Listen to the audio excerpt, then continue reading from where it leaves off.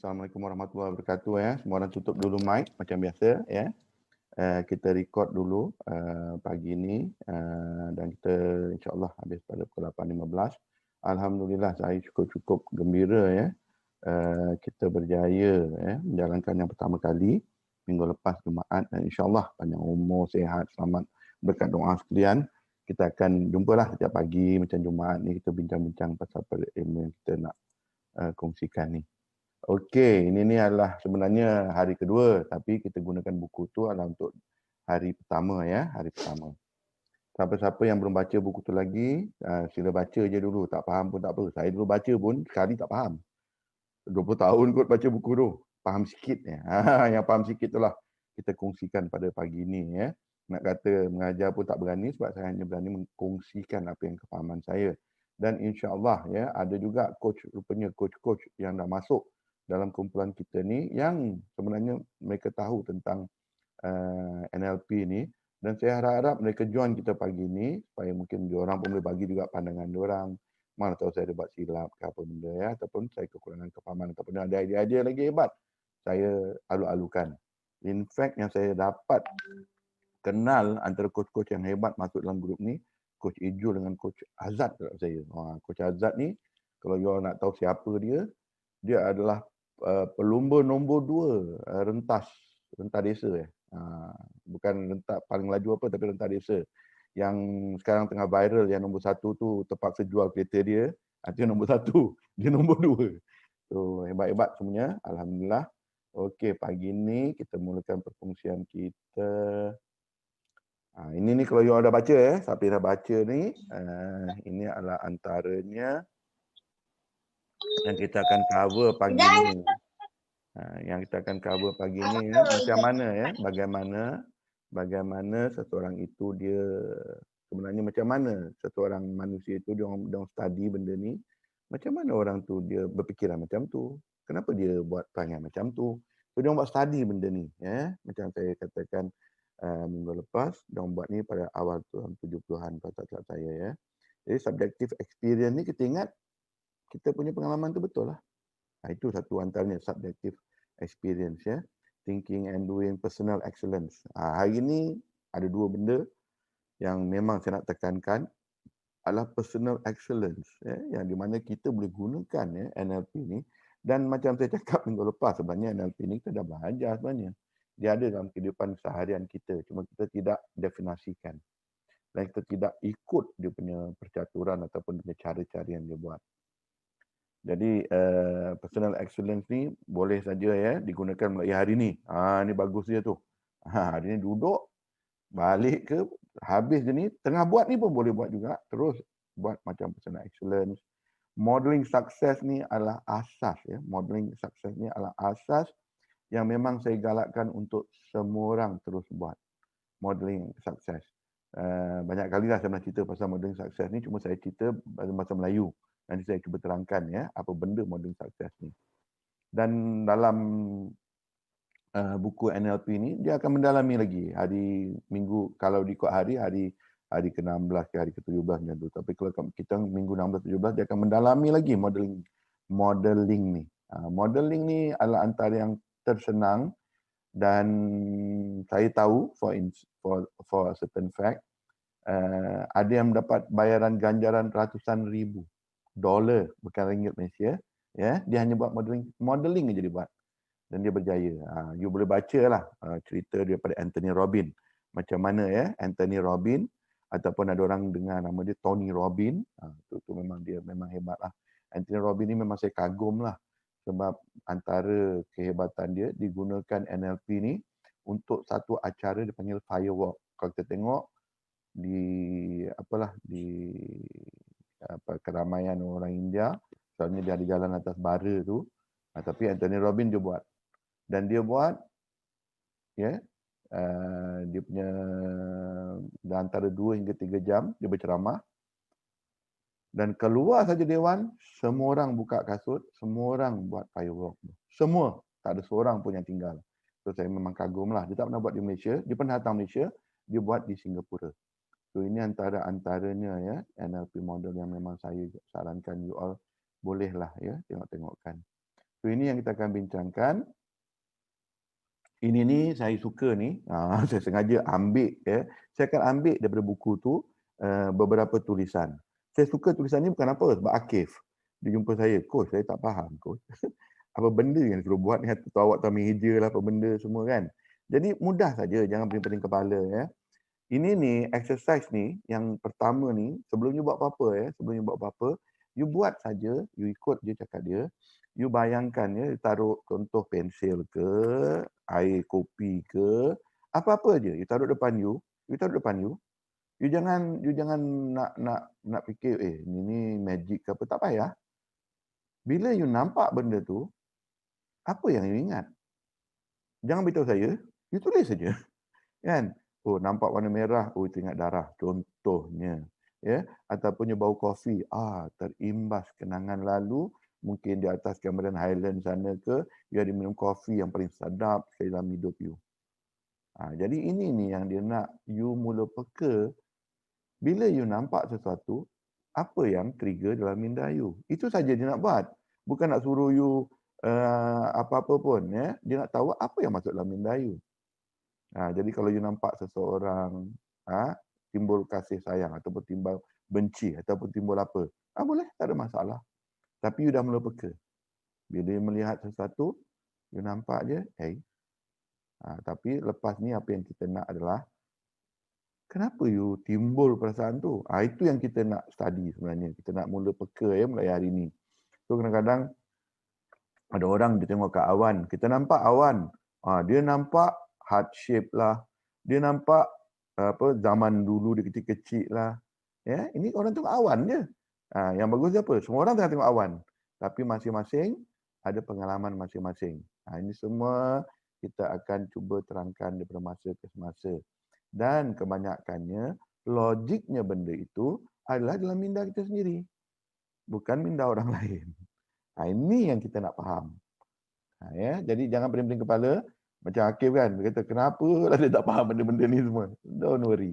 You just take a look, tengok apa yang trigger dalam minda you. You kena peka, itu saja. Peka saja ya.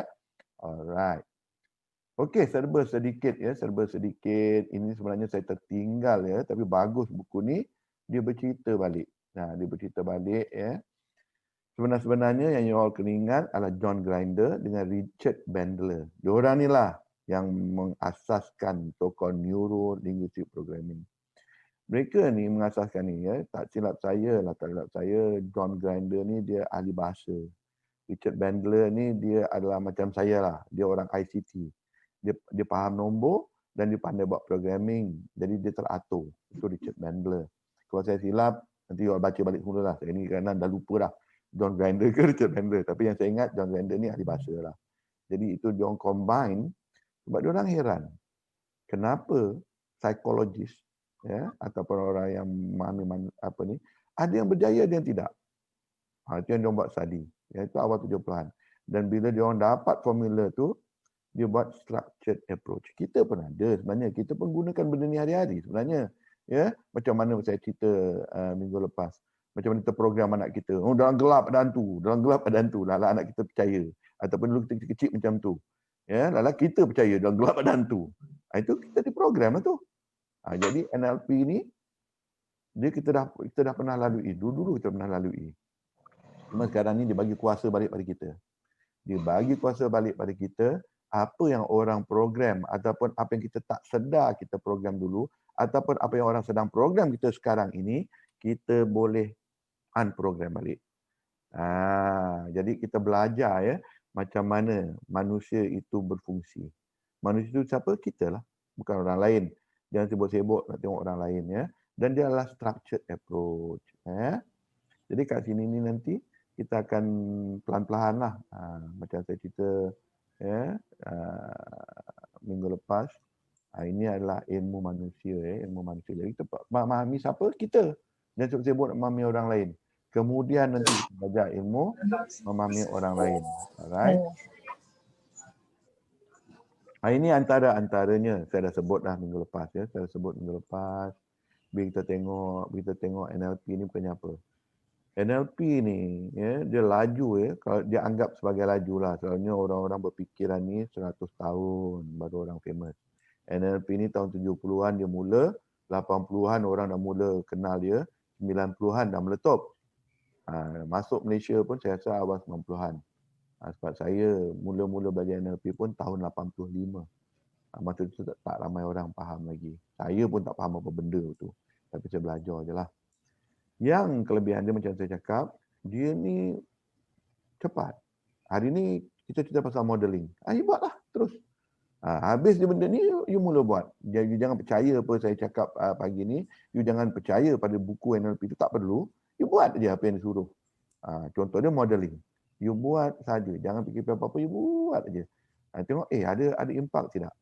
Dan dia dah dulu dia hanya merangkumi ya untuk psikologi ya, untuk terapis ya. Dia orang gunakan untuk itu saja sebenarnya dulu tahun 70-an, tapi sekarang dia dah berkembang termasuk training, education, boleh katakan semua bidang dia masukkan sebab impak dia cepat.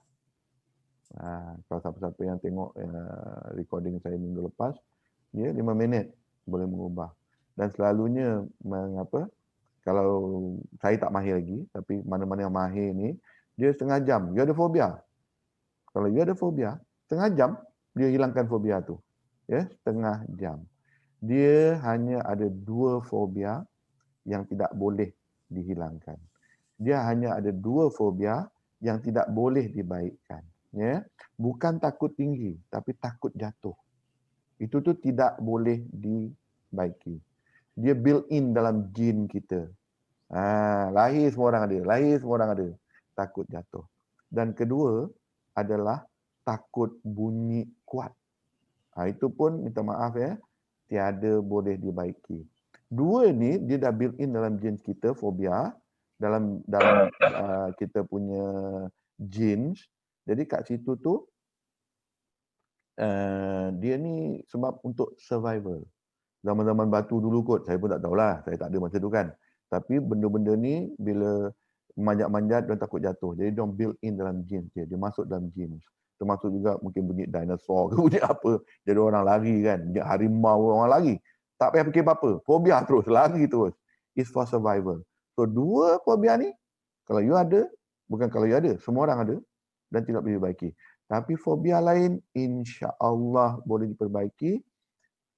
Setengah jam, setengah hari. Tapi carilah yang terror jangan jumpa saya. Saya boleh ajar. Saya boleh kongsikan. Macam mana hilangkan fobia tu boleh. Nanti saya akan kongsikan daripada masa ke masa, tapi kena praktis. Saya bukan nak jadi berilmu tentang tu. Jadi saya hanya belajar surface saja. So benda-benda macam ni macam saya cakap, punya impak tu terlalu cepat, jadi orang kagum.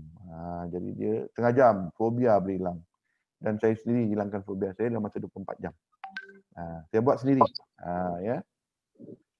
Okey, kita pergi dekat subjective experience. Subjective experience ni kita ingat kita punya pengalaman selalunya kecil-kecil kita nampak sesuatu, kecil-kecil kita kena rotan, sakit, sebagainya kita rasa itu adalah kebenaran.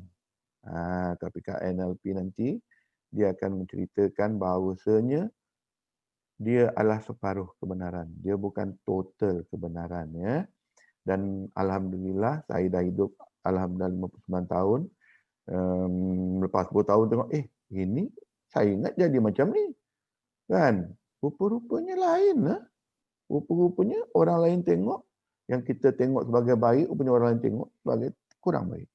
Ataupun sebaliknya ya. Jadi ini ni yang kita akan lalui lah pada hari ini. Kita akan touch sikit benda-benda macam ni ya. So kita ingat realiti kita tu adalah tepat, tapi sebenarnya meleset. So dia dah bawah topik-topik macam ni lah. Ya. Ini ni. Hari ni boleh buat. Ya.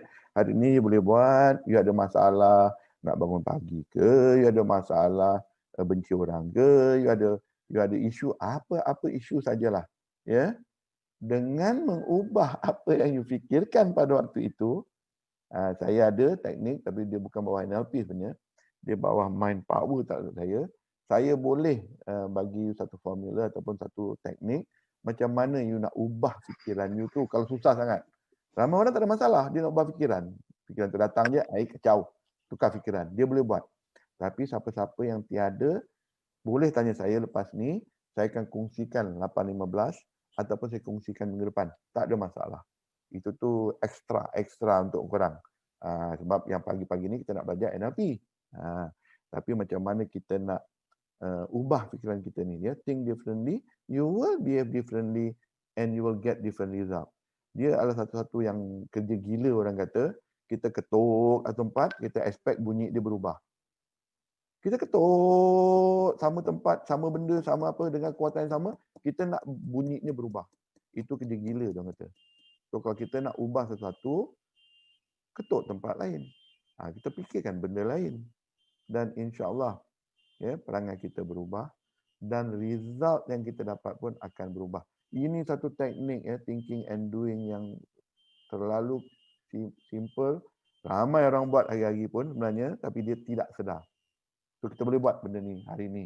Dan korang boleh bincangkan dalam grup tu. Dan kita boleh, saya akan terangkan lebih lanjut ke dalam grup. Dia ada masalah ya. Towards personal excellence ni, ya, apa yang kita nak sekarang ni adalah teknologi dalam NLP. Macam yang saya tu dalam hijau tu. Dia ni tiada batasannya. Bagusnya dia tiada batasan. Dulu saya ingat masa saya, bukan dulu ni bukan lama lah, mungkin baru umur 50 tahun kot. Saya masih ingat, wah minda dengan perasaan tu dia dua benda yang berbeza. Ya, dia berbeza. Tetapi dia complement each other.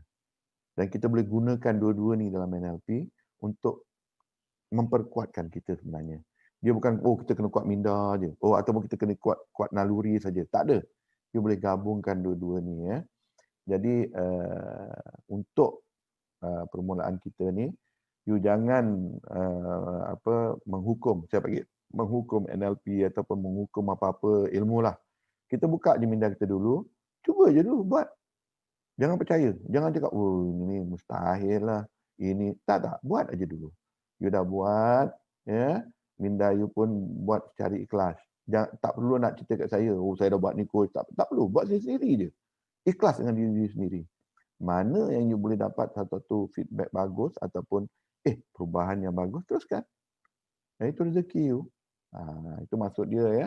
Jadi buka minda tu, terima dulu, buat dulu. Mana yang tidak kurang baik, jangan teruskan. Tapi mana yang mendatangkan positif impact, 80% sekali you gunakan, dia mendatangkan positif impact. You teruskanlah. Setakat 20% dia tak positif, tak apalah.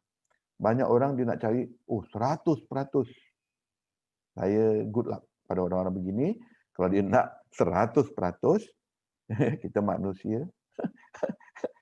Saya ketahukan je lah, minta maaf lah. Memang saya kurang ajar lah. Saya ketahukan.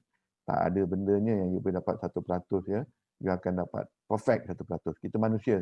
Kita ada kelemahan kita. Bukannya sebab NLP ke ilmu. Sebab kita punya limitation. Kita dah sampai peringkat dia modeling ni. Jadi kat modeling ni saya akan tekankan ya, excellence saya akan tekankan, modeling ya. Jadi ini saya dah banyak kali cerita dah sebenarnya. Saya kalau orang tanya saya kan, coach macam mana nak belajar dengan cepat? Saya kata tiru lah. Saya kata tiru lah.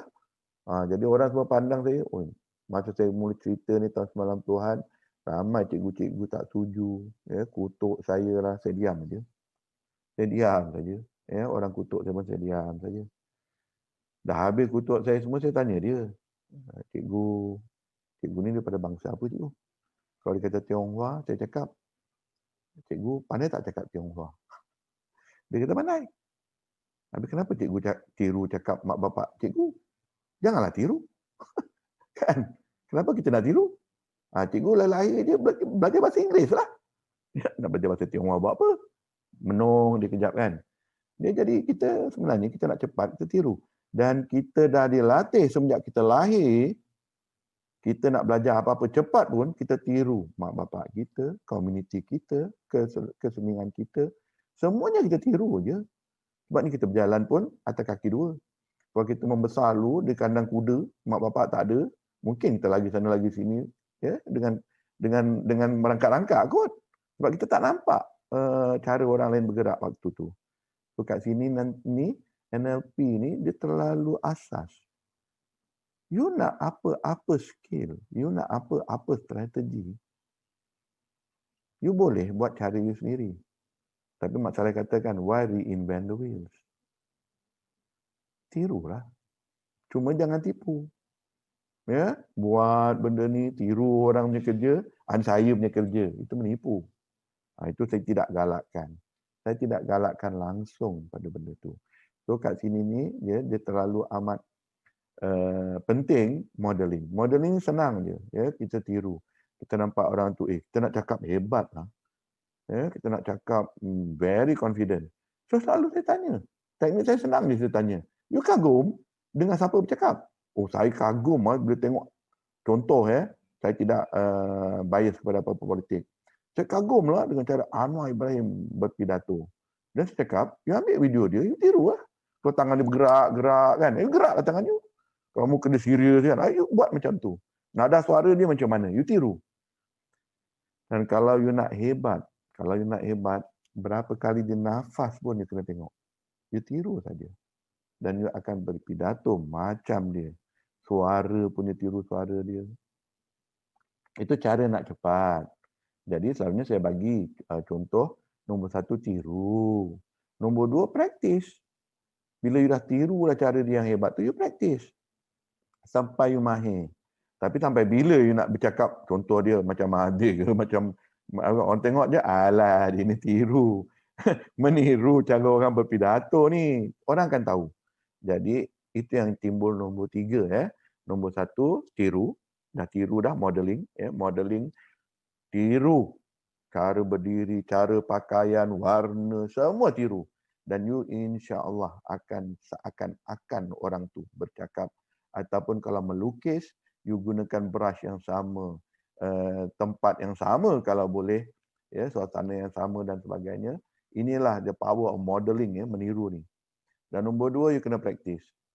Kalau orang praktis badminton seminggu sekali, dengan orang praktis badminton hari-hari 6 jam, agak-agaknya bila you bertanding, siapa yang menang? Tak payah jawab, sendiri jawab. Ya, jadi kena praktis. Itu nombor 2. Jadi you akan mahir. Lagi banyak you praktis, you akan lagi mahir. So janganlah setakat belajar modeling hari ini, lepas tu tak praktis langsung. Praktislah hari-hari. Praktis hari-hari. Tengok apa yang you nak modeling tu. Jangan banyak-banyak, jangan besar-besar. Praktis yang kecil-kecil je dulu. Bila ada sukses, baru you bina. Dan ketiga, ketiga ni penting. Bila you dah expert, bila you dah biasa dengan benda ni, you kongsi dengan orang lain. Dia senang je. Saya berpegang kepada ayat Quran. You bagi 1, Tuhan bagi 7.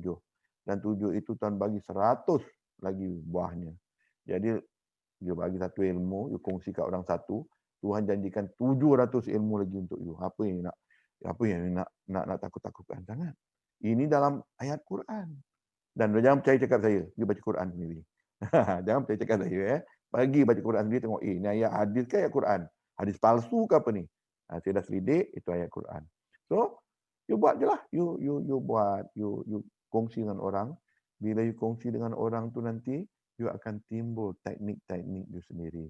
Ini daripada pengalaman saya sendiri. Dulu masa saya mula nak bercakap depan orang ramai, saya pun tiru lah. Oh, cara orang ni very confident, saya tiru. Tapi lama-lama bila saya mula bercerita, macam mana nak kongsi, macam mana you boleh bercakap depan orang ramai, macam mana nak jangan takut bercakap depan orang ramai. Bila saya kongsi, saya ada teknik sendiri. Dan lama-lama, inilah yang you all tengok sendirilah pada hari ini. Jadi modeling sukses ni saya dah tekankan dan tolonglah buat mulai sekarang. Mulai sekarang dah mula masukkan dalam bayang-bayangan semua.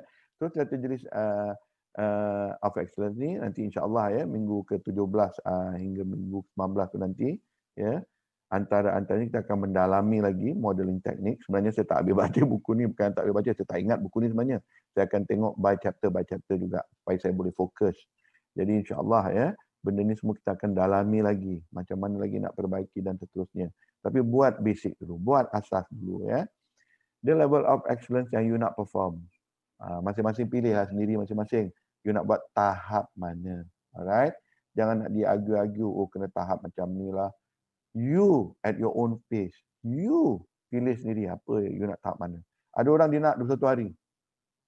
Boleh, buku ni 21 hari. Dibaca, boleh bincang dengan saya dalam grup, tak ada masalah. Siapa yang nak laju kan? Saya ni buat 22 minggu. Walah, slow sangat coach. Jadi boleh ya, teruskan 21 hari tu boleh. Dan ulang-ulang dengan saya dalam masa 22 minggu ni, tak ada masalah. Sekarang ni macam kita tengok ya, strategi excellence ni digunakan oleh banyak. Nanti saya boleh ceritakan lagi. Ini saya nak you all ingat. Yang di gambar raja ni saya nak you all ingat. Ini yang saya cerita tadi tu. Ya. Betul ke apa yang kurang rasa, yang kurang lihat, apa yang kurang ingat tu adalah kebenaran? Dia dalam NLP model. Ini model NLP. Ya. Model NLP ini digunakan ya, visual, auditory, kinesthetic, olfactory, gustatory. Ini adalah 5 sensori kita, ya, 5 sensori kita yang kita gunakan seharian dan dia masuk dalam minda kita sebagai pengalaman. Dan selama hidup kita kata itulah pengalaman yang sebenarnya. Itulah yang sebenarnya. Ya, tak pernah kita cakap, takkan otak saya bohong. Otak kita tidak bohong. Cuma cara dia bekerja, dia kena taruh dalam dia punya kompartmen sendiri. Jadi dia terlalu banyak. Sebab, you bayangkanlah sekarang ni dengar cakap saya. Ada yang pernah tengok gambar belakang saya lah, itu rumah Hobbit lah. Ya, ada yang pergi tengok kawan-kawan lah. Siti Nurain tengah tersenyum tu. Cun pula dia pagi ni. Contoh dia kan. Ada macam-macam masuk dalam minda you. Dan semua orang lain-lain. Semua orang lain-lain. Bukan sama. Ya. Semua orang lain-lain. Jadi, minda ni, dia nak senangkan. Dia buang semua. Contoh, saya berceloteh setengah jam. Mungkin ada orang ingat 3 minit je. Dia delete lagi 27 minit tu. So, adakah itu kebenaran? Itu tak kebenaran. Itu sebabnya bila kita dengar orang berceramah, tolong dengar semua. Jangan cakap mengkapikan orang aja. Jangan kita tuduh orang negatif-negatif pasal. Tak.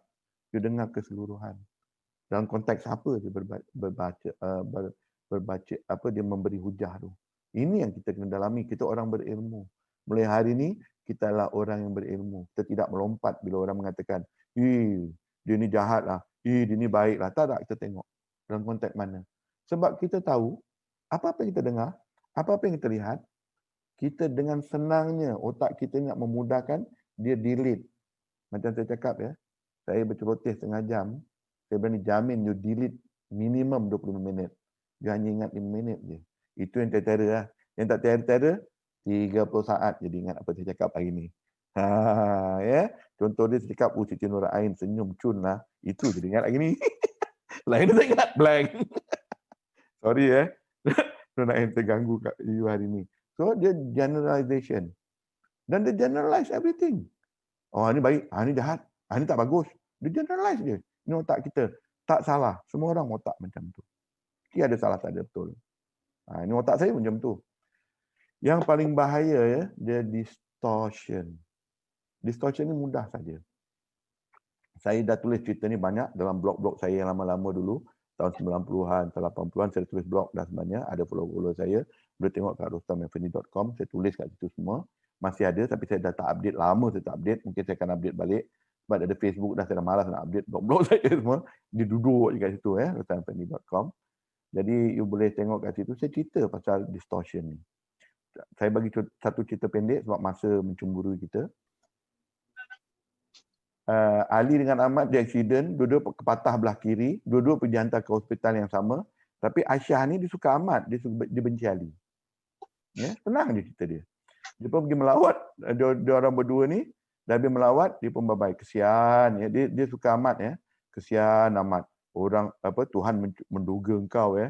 Aku harap engkau baik cepat. Sebab dia suka Ahmad. Tapi dia benci Ali. Padan muka engkau. Tuhan balas jahat engkau tu. Lepas tu dia belah lah daripada hospital. Tapi dua-dua aksiden tempat yang sama. Kereta sama yang langgar. Jalan yang sama. Hospital yang sama yang duduk.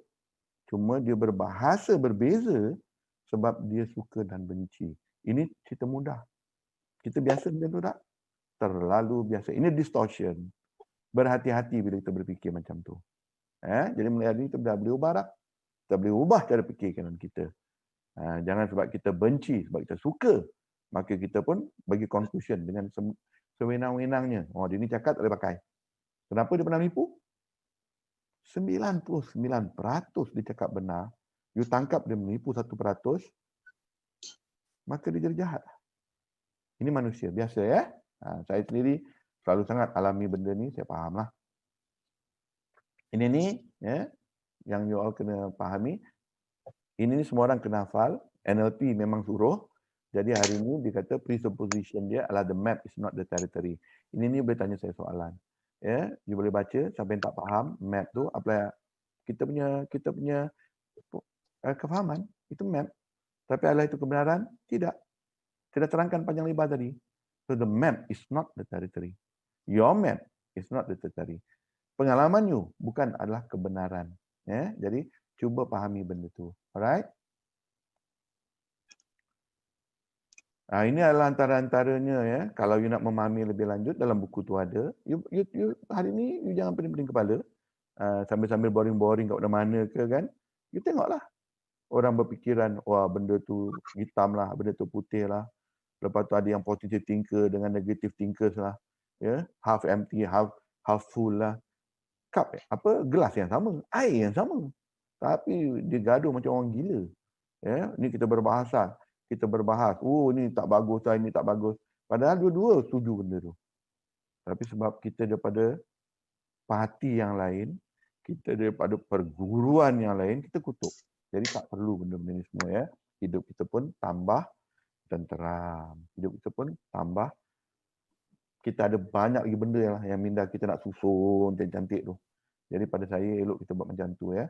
Jadi kalau you tengok you baca saja kat sini, tak perlu apa cerita yang saya bagi cerita pasal Ali dengan Ahmad semua yang pendek dari tu. Kat sini pun you boleh tengok hari-hari, tengok ada kebenaran tak apa yang NLP cerita kat you ni.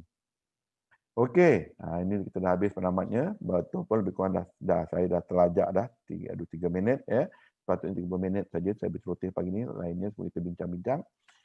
So hari ini adalah antaranya hafal ya, the map is not the territory. Itu hafal. Lepas tu dia suruh you buat homework. Pergilah cari orang yang tak setuju ke apa.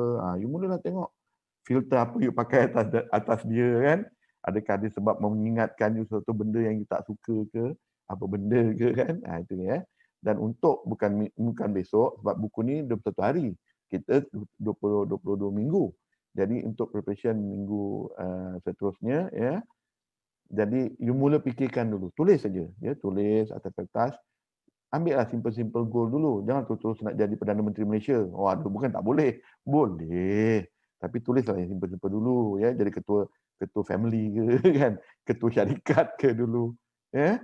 Jadi kita capai satu langkah satu-satu. Kita dulu dari lahir pun ya, kita baca satu perkataan dulu.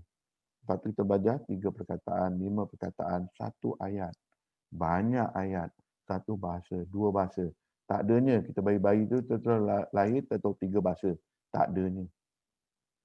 Ini maksud dia ya. Ini maksud saya. Kata hebat coach. Kenapa 5 minit saya tak boleh bahasa sampai 3 bahasa? Teknik dia ada. Cuma kita limitation dia adalah kita manusia. Kita ni. Ya, minda kita yang laju ni pun kita tak boleh kontrol. Banyak orang saya tanya, you pernah kontrol ke minda you? Itu pun gagal. Ya. Itu saya soalan-soalan tu bukan daripada NLP, soalnya daripada Mind Power. Dia tanya, you pernah kontrol ke minda you? Ya, kita jarang-jarang ya kontrol minda kita. Kita biarkan dia berfikir 99% suka hati dia nak fikir apalah. Takkan setiap saat dia cakap, kau fikir untuk aku ni. Tapi sebenarnya kita boleh buat benda tu. Itu tu bawah Mind Power ya. Okey, terima kasih banyak-banyak ya. Alhamdulillah perkongsian kita pagi ini saya berhentikan dan saya buka ke